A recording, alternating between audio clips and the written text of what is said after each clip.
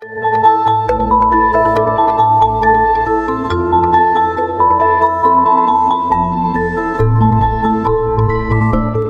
दोस्तों, नमस्कार आप सभी लोगों को। तो मैं यहाँ पे कुछ जो वीडियो बनाने जा रहा हूँ और हिमाचल प्रदेश जो HPGK है उसको लेकर वीडियोज़ रहेगी। और ये जो मैं कवर करूँगा, जो हमारी बुक है जोग्टा अकेडमी HPGK की जो बुक है, उसके ही कुछ टॉपिक्स डिस्कस करने की मैं कोशिश करूँगा। इसका जो ये टॉपिक्स रहेंगे, ये mainly prelims point of view से होंगे और आपकी हेल्प ये मेंस के लिए भी कर सकता है। जो इसका बेस है वो सेम रहेगा प्री के लिए भी और मेंस के लिए भी, बट यहाँ पे जो मेन फोकस होगा, जो फैक्चुअल होगी, वो प्रीलिम्स के लिए ज़्यादा ज़रूरी रहेगी।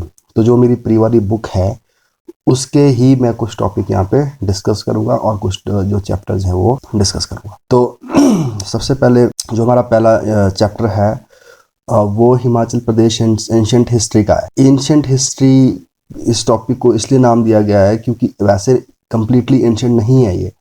इसके अंदर एंशिएंट भी आएगा और मॉडर्न भी आएगा, मिड भी आएगा, और इवन मॉडर्न हिस्ट्री भी इसका पार्ट है कि हिमाचल का किस तरह से एंशिएंट टाइम से क्या था हिमाचल, और मिडिएवल पीरियड में जब मुस्लिम जो रूल था इंडिया के ऊपर, उस टाइम इंडिया के क्या कनेक्शन रहा है सेंट्रल पावर के साथ, और मॉडर्न टाइम में क्या रहा है। तो इसमें हम जो मेजर टॉपिक जो डिस्कस करेंगे, तो सबसे पहले देखिए फर्स्ट है एंशिएंट जनपदाज हिमाचल। अगर हम एंशिएंट जनपदाज की हम बात करते हैं तो इसमें हिमाचल में पहले कहीं जो हमारा प्री हिस्टोरिक पीरियड है उसमें लोग रहते होंगे। उसके बाद उस हिस्टोरिक पीरियड के बाद कुछ यहाँ पे लोग ट्राइब की फॉर्म में इकट्ठे होने स्टार्ट हुए और उनके ऊपर आउटसाइड से अटैक होता है उस टाइम, जिनको हम आर्यंस अटैक बोलते हैं। और आर्यन अटैक के बाद आर्यन ने यहाँ पे अपने आप को एस्टेब्लिश कर दिया और अपने को कुछ जनपदाज में बना दिया, जनपद बन गए इनके। तो ये जो पहला फेज था, किस तरह से यहाँ पे जनपद बन गए। तो यहाँ पे जैसे मेजर जो जनपदाज थे, 4 जो जनपद बने थे यहाँ पे, तो उन 4 जनपदों में जैसे त्रिगर्ता हो गया, और उसके बाद कुलुत हो गया, कुलुता हो गया, और अडुम्बराज हो गया, कुनिंदाज हो गए। तो ये सारे जनपद इस तरह से 4 बन गए थे। तो इनमें क्या था, इसकी जो कुछ बेसिक जो फैक्ट्स है जो प्री पूछे जाते हैं उसको डिस्कस करेंगे। तो आप समझिए, पहले हिमाचल में प्री हिस्टोरिक पीरियड से टाइम से ही लेकर कुछ लोग यहाँ पे रहते थे, और वो एक बड़ा एक राज्य होता था इनका, और उस राज्य के ऊपर बाहर से अटैक होता है और जिसको हम आर्यंस अटैक बोलते हैं। और उन अटैक के बाद क्या हुआ, यहाँ पे जो आर्यंस थे उन्होंने अपने आप को एक प्रॉपर जनपद की फॉर्म में या उनके बड़े राज्य की फॉर्म में एस्टेब्लिश किया, जिनमें 4 राज्य प्रमुख रहे। और उसके बाद जो नेक्स्ट है कि अब इन जनपदों का डिसअपियरमेंट हो जाता है, ये ख़त्म हो जाता है। और ये ख़त्म कब हो जाता है, 3rd और 4th सेंचुरी में। 3rd 4th सेंचुरी का टाइम वो था यहाँ पे जब इंडिया के अंदर कुछ महाजनपदा में से एक जनपद बहुत पावरफुल होता जा रहा था, जो एक सेंट्रल पावर बन रहा था। जैसे मौर्याज से स्टार्ट हुआ। अब मौर्यंस के टाइम में क्या हुआ, यहाँ पे ये जो जनपद थे यहाँ पे ये ख़त्म होने लग गया है, तो एक आधा ही बच गया था। तो एक टाइम इनकी ये यहाँ से डिसअपियर हो गया, ये ख़त्म हो गया। उसके बाद है hill state and central authority, जो हम टॉपिक करेंगे आगे।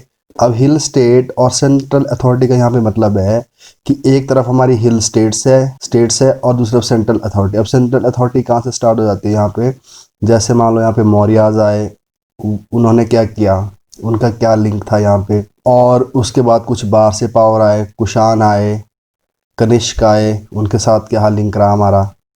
और उसके बाद यहाँ पे गुप्ताज आए, उनके साथ क्या लिंक रहा, है ना।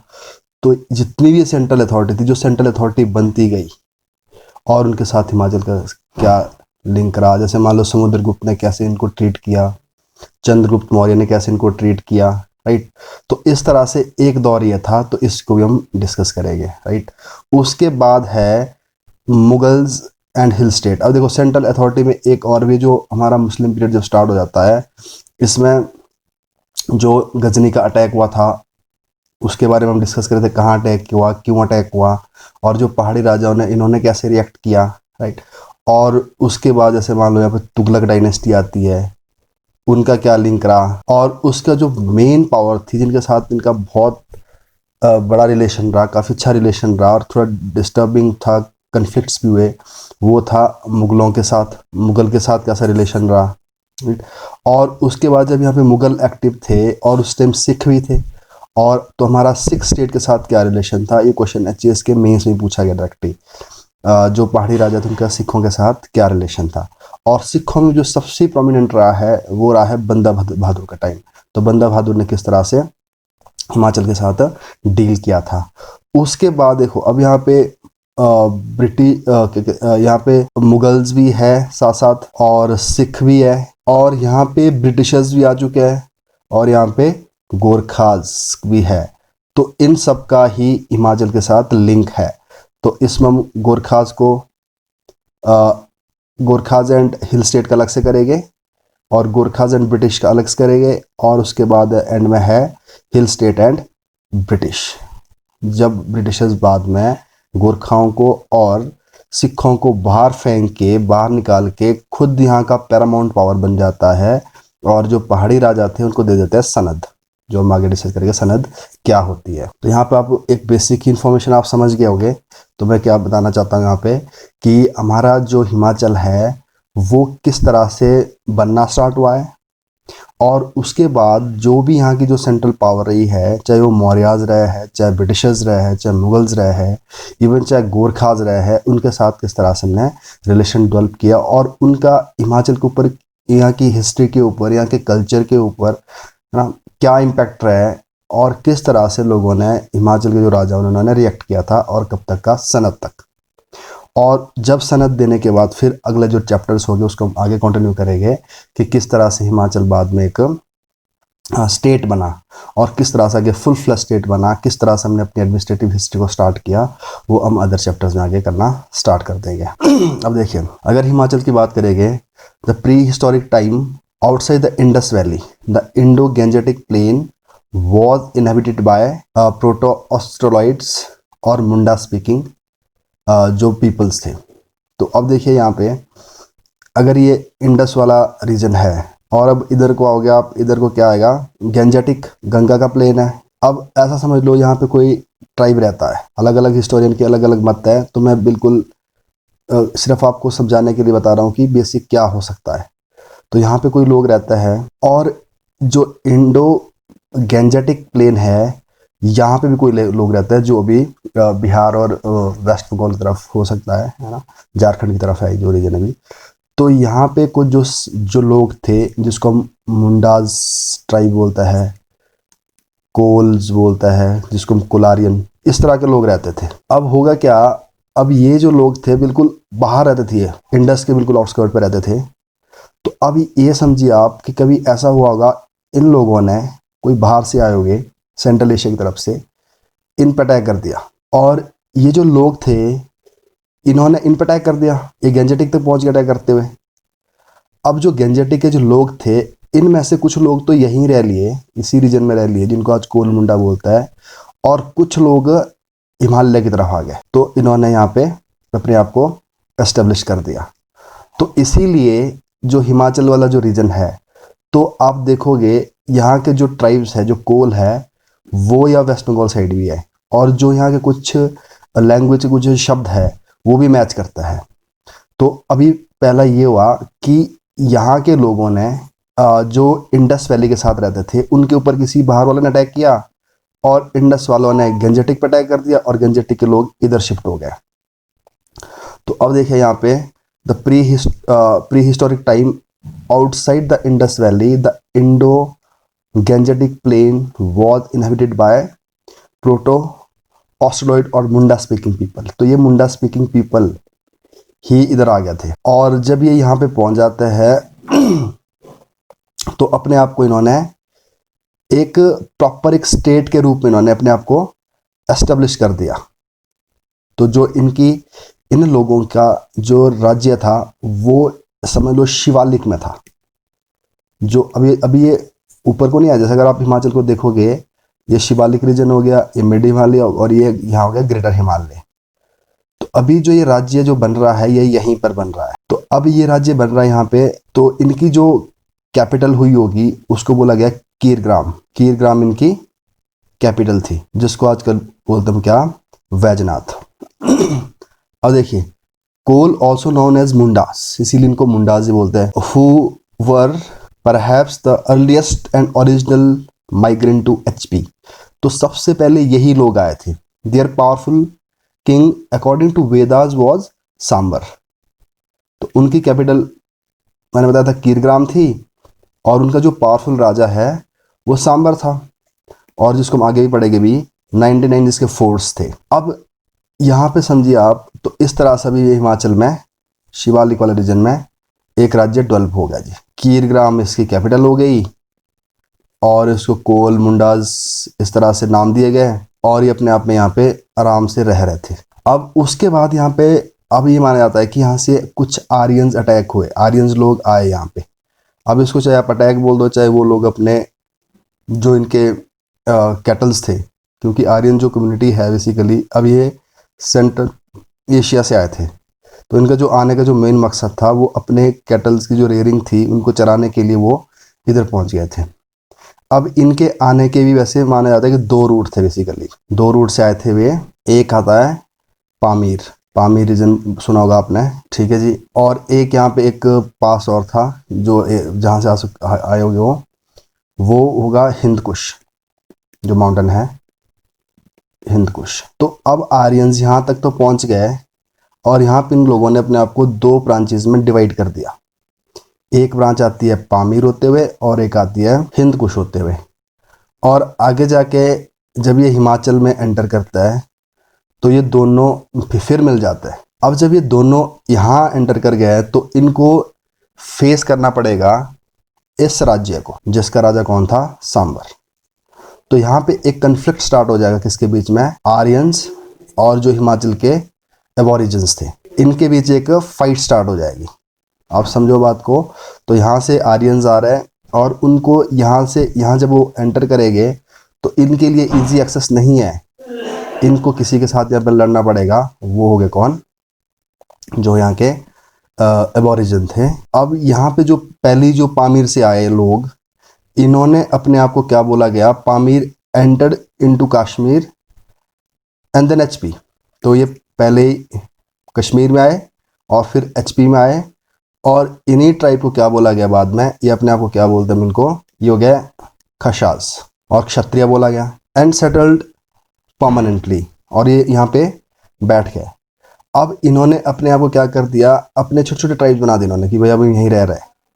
और जो यहाँ पे जो लोग थे, ये जो 40 ईयर्स की एक वॉर हो गया आगे, इसको हरा के इनको बाहर कर देगा 40 ईयर्स की वॉर में, जो सांबर वाली पार्टी थी, जिसको हम आगे थोड़ा डिटेल में करेंगे। तो इन्होंने अपने आप को छोटे छोटे ट्राइब्स में बना रखा था, और जिसको बोलते थे क्या हम, मावनाज। और जो इनका हेड होता था होता था मावी। अब ये याद रखना अपने प्रीलिम्स के लिए, तो प्रीलिम्स से इस तरह से क्वेश्चन पूछे जाते हैं। और उसके बाद जो ये मावनाज, ये मावीज थे जो, ये सारे फिर इकट्ठे हो गए।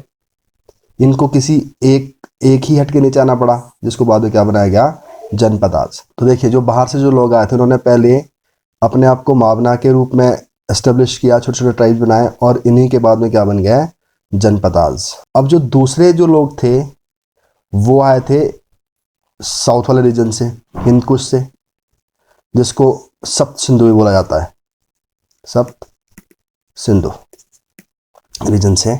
और देखिए ये जो सप्त सिंधु और लैंड ऑफ 7 रिवर, यहाँ से आए। अब देखिए, अब यही बात है जो मैं बता रहा हूँ आपको, एक इधर से आया, एक इधर से आया, और अल्टीमेटली यहाँ मिल लिए। और यहाँ पे क्या हो गया, इनका फाइट हो गई किसके साथ, सांबर के साथ, जिसको हम बोलते हैं 40 इयर्स वॉर। और 40 इयर्स वॉर में क्या कर दिया इन्होंने, इनका जो राजा था उसका नाम था देवोदास। तो देवोदास आर्यंस का राजा था, और जो सांबर था वो यहाँ के एबोरिजिन थे, उनका राजा था। इनके बीच में 40 साल की वॉर हुई, और उस वॉर में क्या हो गया, जो सांबर वाली पार्टी थी वो हार गई। और इसके बाद अब ये जो लोग थे, जब जो ये मेन रीजन था, जो सांबर वाला रीजन था, उसके ऊपर किसका अधिकार हो गया, आर्यंस का।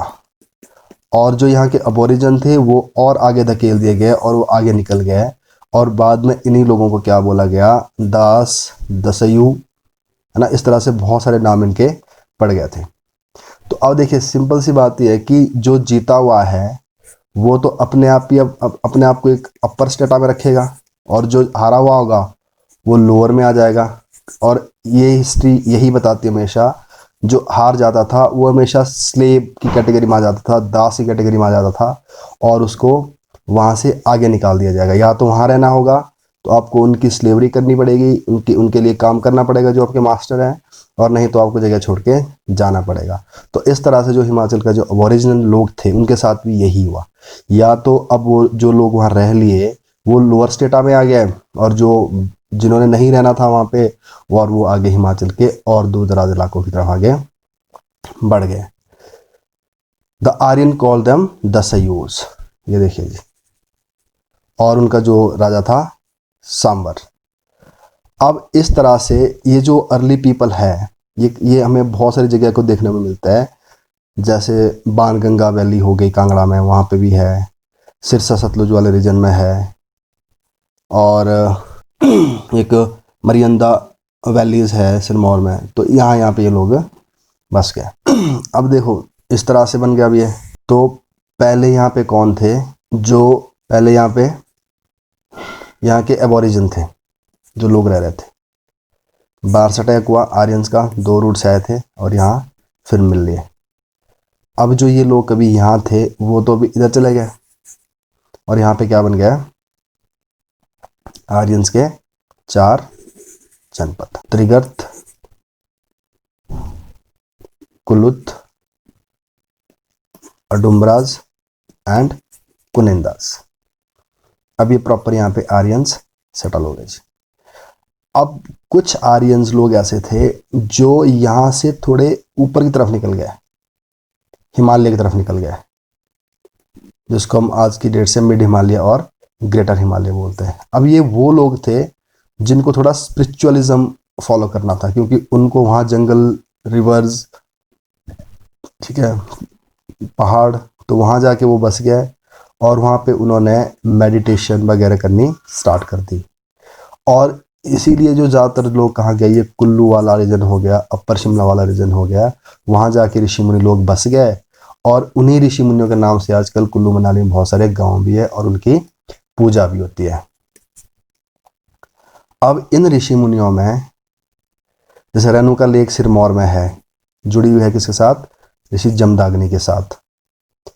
और वशिष्ठ कुंड मणिकरण में कुल्लू में है परशुराम के साथ, राइट।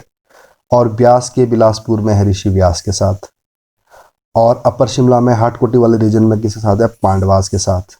तो इस तरह से बहुत सारे जो थे ऋषि मुनि लोग वो शिवालिक से थोड़े ऊपर को आ गए और उन्होंने अपने आप को वहां पे एस्टेब्लिश कर दिया।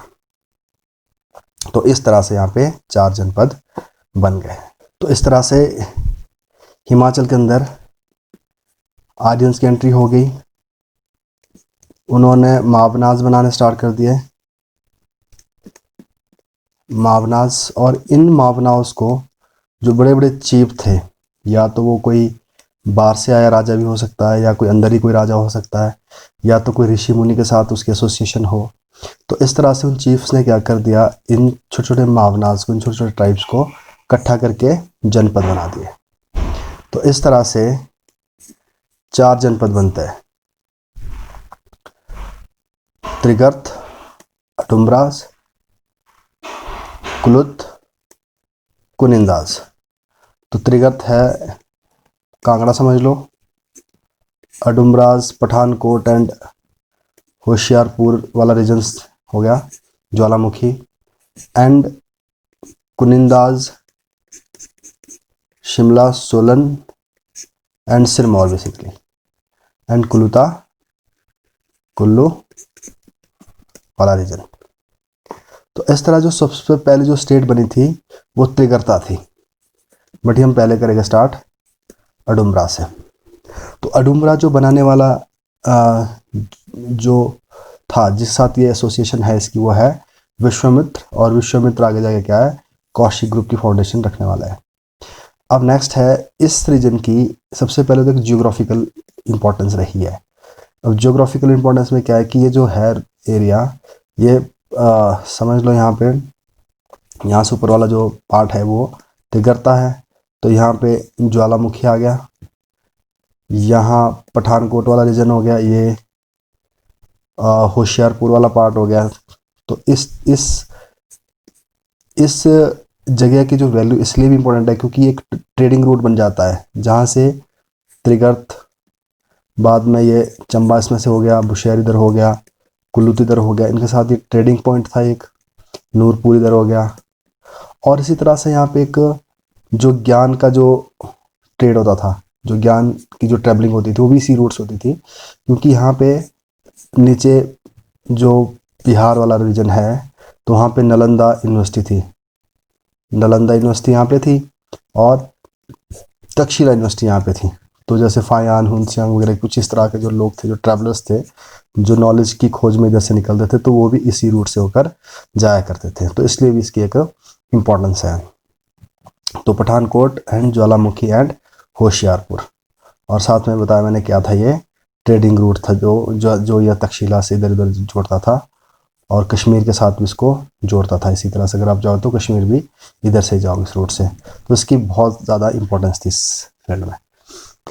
और जो पठानकोट था ये मेन जंक्शन था ट्रेडिंग के लिए,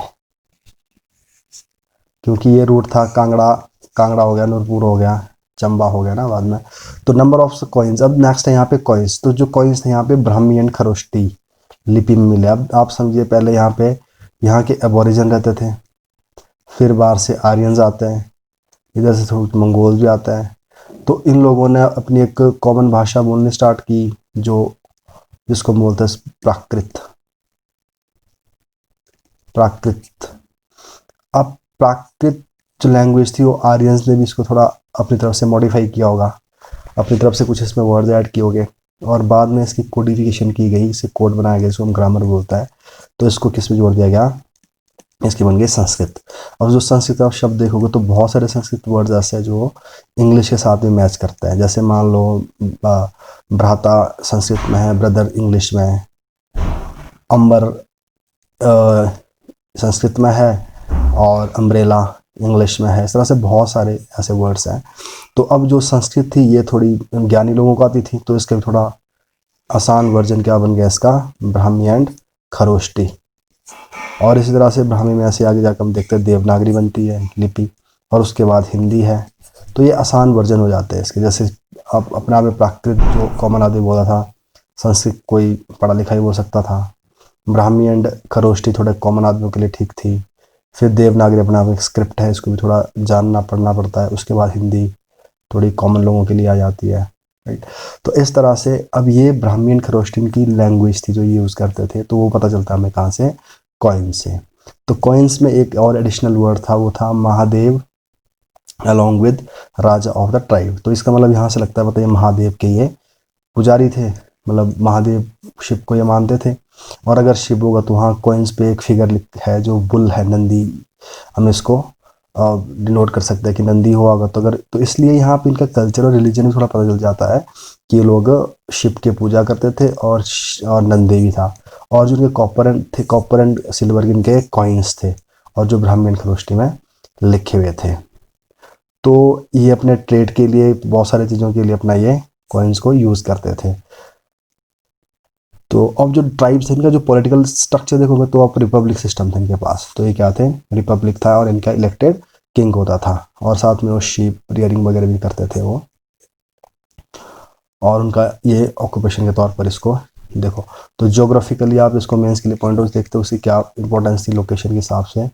और पॉलिटिकली वो रिपब्लिक थे, और उनकी economy animal rearing and agriculture हो गया, राइट। अगर उनका रिलीजन देखेंगे तो शिव की पूजा करते थे ये, और इनकी इकोनॉमी में कॉइन्स का बहुत बड़ा रोल था। और जो इनका ट्रेडिशनल कल्चर में दिखता है कि इनकी लैंग्वेज से, वो क्या थी, ब्राह्मी एंड खरोष्टी। तो इस तरह से ये सारी इन्फॉर्मेशन प्रीलिम्स के लिए ज़रूरी है, और मेंस के लिए ये हो सकती है यूज़। अब उसके बाद जो नेक्स्ट जो फर्स्ट स्टेट थी यहाँ पे, वो थी त्रिगर्ता। त्रिगर्ता पहली स्टेट बनती है। अब जो त्रिगर्ता को जो बनाने वाला था सुशर्मचंद्र, तो सबसे पहले तो इसकी भी आपको ज्योग्राफिकल कंडीशन देखिए कहाँ पे है ये। तो देखो इसको 3 रिवर मिलाकर बनाती है इसको, इसीलिए इसको त्रिगर्त बोलता है, रावी, ब्यास और सतलुज। तो इसका मतलब है चंबा तक क्या है, ये सतलुज है तो नीचे पंजाब तक है। तो ये 2 पार्ट बन जाएगा इसके, एक हो जाएगा हिली एरिया और दूसरा हो जाएगा प्लेन एरिया। तो प्लेन एरिया को हम बोलते हैं जलंधर और हिली एरिया को हम बोलते हैं त्रिगर्त, है एक ही है ये, ठीक है जी।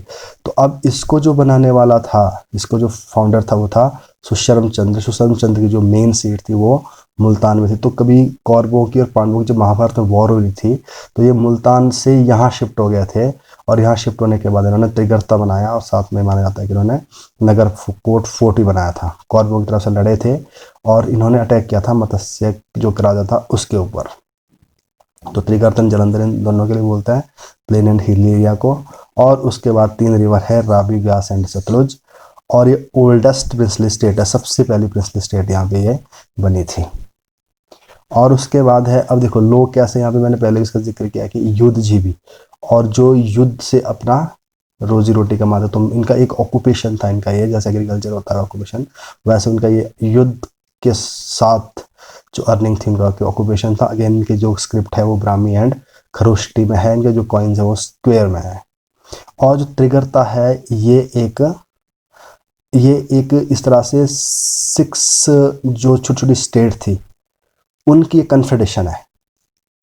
तो 2 शब्द होते हैं, एक होती है फेडरेशन, एक होती है कन्फेडरेशन।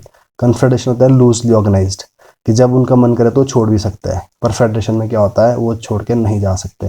तो जो इंडिया है अपने आप में एक फेडरेशन है। जब हमने साइन किया था तो इंडिया की जो स्टेट है वो अंदर एक बार आगे उन्होंने जो साइन कर दिया वो बाहर नहीं जा सकते, तो वो है फेडरेशन। ये कन्फेडरेशन होती है कि जब हम लूजली ऑर्गेनाइज होते हैं, जैसे यूएसएसआर था वो पहले एक कन्फेडरेशन था। तो इसलिए 6 स्टेट ने इकट्ठे मिलकर इसको बनाया था, जैसे इंडिया भी बनाया था ना 552 प्रिंसली स्टेट ने मिलकर बनाया था कम से कम, तो वैसे ही इसको बनाने वाली 6 स्टेट थी। और उनका नाम था कुंदोपरत, दंदकी, जलमानी, क्रौशक्ति, जानकी एंड ब्रह्मगुप्त। तो इन 6 को मिलाकर ये त्रिगर्ता बना था, जो छोटी छोटी स्टेट थी इनकी ये कन्फेडरेशन थी, राइट। नेक्स्ट है कुलुता। अब कुलुता का जो जिक्र किया गया कि क्वेश्चन में रखा, विशाखा दत्त की जो बुक है मुद्रा रक्षक, इसमें इसको मेंशन किया गया है। और इसको जो बनाने वाला जो राजा था वो भिहंग मणिपाल था, जो हम आगे कुल्लू की जब हिस्ट्री करेंगे थोड़ा डिटेल में करेंगे, वैसे त्रिगर्ता को हम कांगड़ा में करेंगे। तो भिहंग मणिपाल था। अब इनका जो कॉइन था उनके ऊपर एक नाम लिखा हुआ है, देखो इसमें है वीर और यशस्वी राजा, वीरा यशस्वी राजा, मतलब वीर भी है, करेजियस, यश भी है उसके अंदर, और राजा है। तो ये शब्द उनके कॉइन में लिखा हुआ था। तो इसका मतलब जो ये वीर और यशस्वी वो किसके लिए बताया गया है, किंग के लिए। और इनकी जो स्क्रिप्ट रही है कॉइन्स के ऊपर वो प्राकृत एंड खरोष्टी। तो अब यहाँ पे थोड़ा सा आप देख सकते हो कि जो पिछले वाले पढ़े थे हमने दोनों ही ब्राह्मी एंड खरोष्टी में, बट इन्होंने खरोष्टी को तो ऐड रखा, ब्राह्मी को नहीं ऐड किया। उसको किसमें, उसकी जगह क्या उन्होंने यूज किया, प्राकृत। तो ऐसे प्रीमियम का क्वेश्चन आ जाता है कि किसके कॉइन में प्राकृत यूज हुआ था, वो था कुलुता के। तो अब इनकी जो एंशिएंट कैपिटल थी वो थी जगत सुख, और जिसको हम नस्त बोलते हैं। तो बाद में क्या बनती है इनकी, नगर। ये भी हम आगे जाके डिटेल में करेंगे। तो जगत सुख है नस्त, एक ही चीज, बहुत बड़ी क्वेश्चन पूछा गया प्री में, बहुत बारी। जगत सुख का पुराना नाम क्या था, नस्त, ये इनकी कैपिटल थी। और बाद दूसरी कैपिटल बनती है इनकी नगर। उसके बाद और बनती है, जैसे आगे सुल्तानपुर बनती है कुल्लू की, है ना। तो ये हम आगे डिटेल में करेंगे इस तरह से। उसके बाद जो लास्ट स्टेट है वो है कुनिंदाज।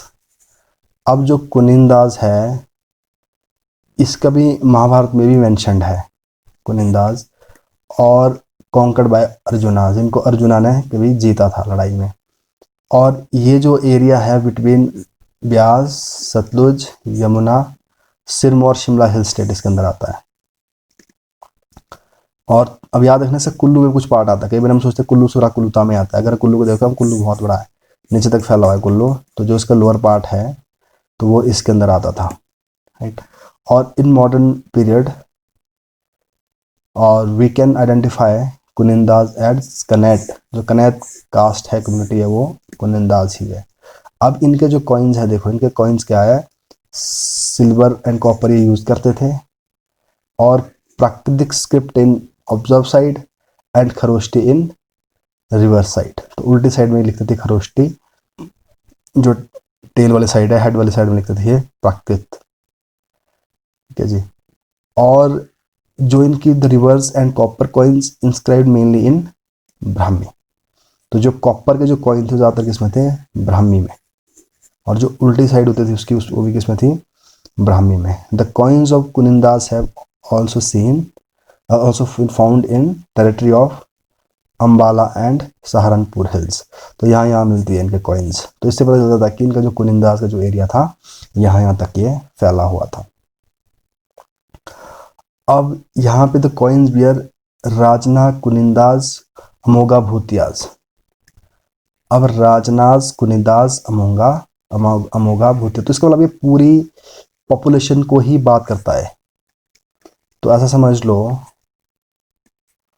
जो यहाँ पे जो चीफ थे शायद उनको राजा बोलते होंगे, और जो लोग थे उनको कुनिंदा के करके बोलते होंगे, और जो किंग होता है उसको महाराजा, और जो इनके ऑफिशियल्स है, ऑफिसर्स है, उनको बोलते थे अमोगा भूतिया, अमोगा भूटी। तो अमोगा देखो, तो किस किस को लोग सबसे पहले आगे सिटीजन, उसके बाद चीफ्स, और उसके बाद ऑफिसर्स, और उसके बाद स्वयं राजा। तो राजा को बोल दिया पे महाराजा, राजा को बोल दिया महाराजा, ऑफिसर्स को बोल दिया अमोगा भूटी, चीफ को बोल दिया यहाँ पे राजाज, और बाकी हो गया कुनिंदाज। तो राजनाज, कुनिंदाज, अमोगा Bhutias, which shows that all the member of the tribal assembly were called Rajas. उधर जो मेंबर्स हैं उनके जो चीफ थे उनको राजा बोला गया। और जो अमोगा भूति है वो किसी एक आदमी का नाम नहीं है, एक टाइटल है जो किसी ऑफिसर को दिया जाता था, तो ऑफिसर को बोलते थे अमोगा भूटीज। अब जो कुनिंदाज थोड़े टाइम के लिए, शाका के टाइम ये थोड़े लॉस से हो गए थे, फिर कुशानाज के टाइम ये फिर दोबारा आ गए थे, और कुशाना को बाहर करने में इनका भी हेल्प रहा है। जो युद्धाज थे उनके साथ मिलकर उन्होंने क्या कर दिया, कुशाना को बाहर कर दिया। तो अब आप यहाँ पे, अभी तक हम यहाँ थोड़ा अगर इसको मैं अगर समराइज करूँ, तो अभी तक हमने ये पढ़ा है कि जो यहाँ पे सबसे पहले लोग रहते थे यहाँ पे, वो यहाँ के एबोरिजन थे, यहाँ के एबोरिजन थे, वो शिवालिक वाले रीजन में रहते थे, और कीर ग्राम इनकी कैपिटल थी, इसलिए इनको किराजी बोलता है। ये अपना अच्छे से अपना सिस्टम चला रहे थे। सांबर इनका राजा था। थोड़ा और आगे हम डिटेल करेंगे इसको, जो हम कांगड़ा स्टेट करेंगे। सांबर इनका राजा था, और बाहर से दो तरफ से यहाँ पे आर्यन आते हैं। एक आता है पामीर की तरफ से, एक आता है हिंदकुश। इनको हम खशाजी बोल सकते हैं, और इस एरिया को हम बोलते हैं सप्त सिंधु। इन लोगों ने यहाँ पे आके ये इकट्ठे होके लड़े under the leadership of Devdas. तो देवदास एंड सांबर लड़े। सांबर के 99 जो फोर्ट्स थे, और उनको गिरा के सांबर को हरा दिया गया। और जहाँ हारने वाली जगह से उसका नाम था उदुबराज। उदुबराज जगह में हारा गए थे, ठीक है जी। तो इस तरह से इस हार के बाद जो 40 इयर्स की जो वॉर थी, और यहाँ पे हारने के बाद यहाँ पे किसका वर्चस्व स्थापित हो गया, इन आर्यंस का। इन आर्यन पहले हमने छोटे छोटे ट्राइब्स बनाए, और बाद में इनको थोड़ा बड़ा करके जोड़ दिया, जिसमें से त्रिगर्त, अडुमराज, कुलुताज एंड कुनिंदाज निकले। तो ये इनका बेसिक है, राइट। अब इसके बाद क्या था, अब जो आगे करेंगे, तो यहाँ पे 4 स्टेट बन गई है।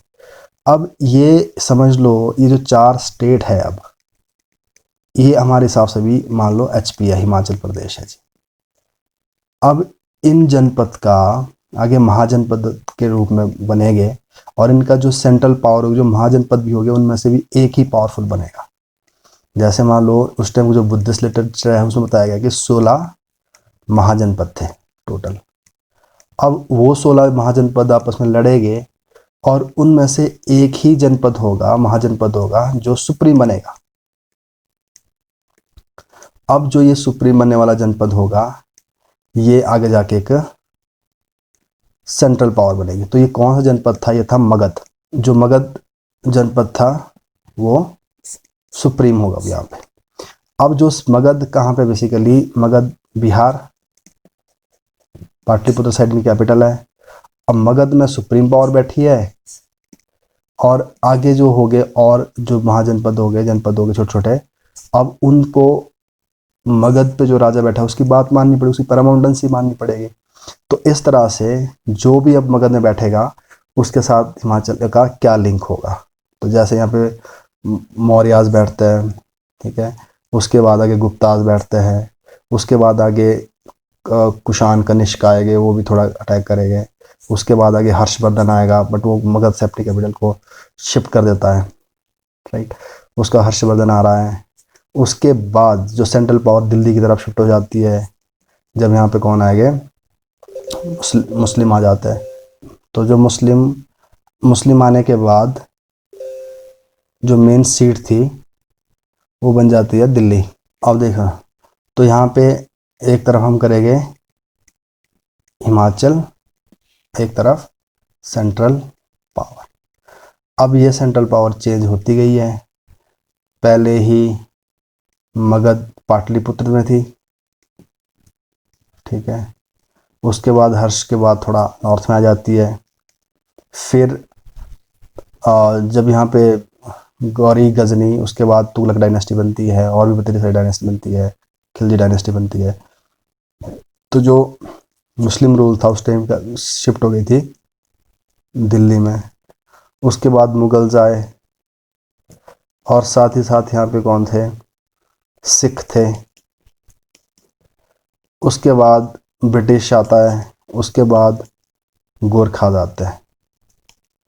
अब इस तरह से ये हिमाचल की जो कंडीशन है। अब जो ये 4 स्टेट थी, त्रिगर्त, अडुमराज, कुलुताज एंड कुनिंदाज। अब आप समझ लिए, त्रिगर्त, कुनिंदाज, कुलुताज ये तो खत्म हो गया मगध के टाइम ही, कुषाण एंड जो कनिष्क वाला टाइम था उस टाइम ही खत्म हो गया। तो एक ही बच के कौन सा वाला, त्रिगर्त, जो आगे जाके हम कांगड़ा के रूप में पढ़ेंगे, ये थोड़ा डिटेल में हो जाएगा। और उसके बाद अब इसका क्या लिंक रहा है। अब देखो, त्रिगर्त तो बड़ी स्टेट बन गई, और उसके बाद छोटी छोटी स्टेट्स और बन गई। अब बहुत स्टेट बन गई, बुशहर बन गया, चंबा बन गया, ठीक है। तो इस तरह से और भी जितनी भी स्टेट्स है, कुल्लू बन गया, राइट। अब तो ऐसी जो स्टेट थी, इनका क्या रिलेशन रहा, ये सेंट्रल पावर बनी रही कांगड़ा। तो इस तरह से अब कुनिंदाज, कुलुताज और अडुमरा नहीं है, अब कांगड़ा है, बुशहर है, चंबा है, कुल्लू है ना। तो अब इनका क्या रिलेशन रहेगा, गुप्ताज के साथ क्या रहेगा, ठीक है। और जो तुगलक डायनेस्टी, आगे जाके मुगल डायनेस्टी, उनके साथ क्या रहेगा, और सिखों के साथ क्या रहेगा, ब्रिटिश के साथ क्या रहेगा, किस तरह से ये बनेगा, और आगे जाके गोरखाज के साथ कैसे लड़ेंगे ये, और आगे जाके फिर ब्रिटिशर को क्या देंगे, सनद। तो ये हम यहाँ तक हम डिटेल में करेंगे इसको, सनद मिलने तक, और हिमाचल के 2 पार्ट बनने तक। एक को बोलेगा हम क्या, कांगड़ा हिल स्टेट, और दूसरे को बोलेगा हम क्या, Shimla hill state. Shimla hill state को अंग्रेजों ने दी सनद, और कांगड़ा हिल स्टेट को कर दिया अपने में मर्ज, और जो बाद में जाके हिमाचल में मिलता है पूरा होके। तो ये हम आगे डिटेल में करते रहेंगे। तो अभी तक जितना हमने पढ़ा है, ये इसकी शुरुआत थी। तो इसको आप प्री के पॉइंट ऑफ व्यू से पढ़े, जो जो सब फैक्ट्स है, जैसे मान लो अमोघा भूति क्या होता है, राइट। तो यहाँ पे इनके कॉइन्स किस में लिखे हुए थे, इसको बनाने वाला कौन था। तो इस तरह की जो बेसिक इन्फॉर्मेशन वो आपको प्री के लिए ज़रूरी है। बट हाँ, अब आप देखना जो ये मैं अगला चैप्टर करूँगा 2-4 लेक्चर्स में ढलेंगे, ये बहुत इंपॉर्टेंट है क्योंकि मैक्सिमम हिस्ट्री इसके अंदर ही कवर होने वाली है। देखिए, जब हम मान लो गोरखास करेंगे तो गोरखास करने सबके साथ करेगा, कांगड़ा के साथ भी करेंगे, शिमला के साथ भी करेंगे, बुशहर के साथ करेंगे, राइट, कुल्लू के साथ करेंगे, और भी बड़ी सारी स्टेट करेंगे, जैसे कहलूर, बिलासपुर उसके साथ करेंगे। तो इस तरह से बहुत सारे जो स्टेट्स है हिमाचल, उनके साथ सब जुड़े होगा। पर जैसे सिख है, मान लो बंदा बहादुर अगर आएगा हिमाचल में तो वो कैसे डील करता है, तो वहाँ पे भी हम सारा करेंगे। तो आप इस चैप्टर को बेस माने हिस्ट्री का। तो हिस्ट्री जो ये चैप्टर है जिसको हमने एंशंट नाम दिया है, पर इसमें एंशंट भी है, मिडिएवल भी है, मॉडर्न भी है, पर इसको नाम हमने एंशंट दिया हुआ है। तो इस एंशंट चैप्टर की इतनी ज़्यादा वैल्यू है, आगे जाकर हम जब डिस्ट्रिक्ट प्रोफाइल करेंगे, डिस्ट्रिक्ट वाइज हिस्ट्री करेंगे, तो वहाँ पे ये बिल्कुल काम आने वाली चीज़ें हैं। क्योंकि अगर आपको ये चैप्टर सही से नहीं आएगा तो आप आगे हिस्ट्री के जो डिस्ट्रिक्ट वाइज चैप्टर है वो आपके लिए समझ आने मुश्किल हो जाएंगे। तो इसलिए आप इसको मेरे साथ पढ़ें, और साथ में जो अपनी बुक है इसका जो सेकंड चैप्टर है उसको कम से कम 3-4 बार ही पढ़ें। अगर आपकी इस चैप्टर के ऊपर कमांड हो गई तो आपको मैं गारंटी के साथ बताता हूँ कि आगे जो डिस्ट्रिक्ट वाइज हम हिस्ट्री करेंगे उसमें आपकी कमांड बन जाएगी। और बस ये है कि आपने याद रखना, रिपीटेड रिवीजन, बार बार रिवाइज करनी चाहिए, क्योंकि नाम हम भूल जाते हैं, ये इसके ज़्यादातर नाम से जुड़ा हुआ है। तो कोशिश करेंगे हम इस चैप्टर को जल्दी कंप्लीट करें, फिर अगले नेक्स्ट कुछ और स्टार्ट करेंगे। तब तक के लिए थैंक यू, धन्यवाद।